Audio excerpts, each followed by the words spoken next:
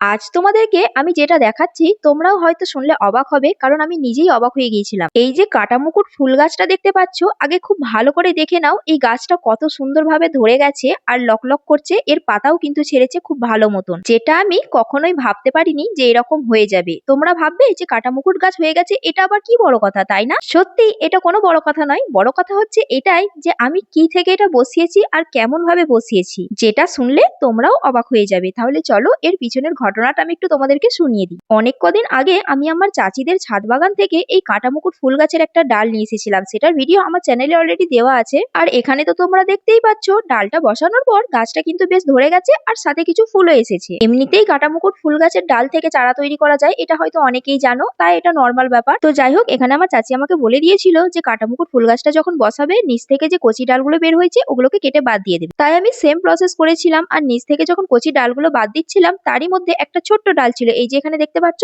এর থেকেও ছোট, আর সেই কচি ডালটাকে আমি এর মধ্যে পুঁতে দিয়েছিলাম। তাও আবার বিনা যত্নে। আমি কোনো রকম কোনো স্পেশাল ভাবে এর জন্য মাটিও তৈরি করিনি, জাস্ট এর মধ্যে বসিয়ে দিয়েছিলাম। আর তার ফলাফল আজ দেখো কি সুন্দর গাছটা ধরে গেছে।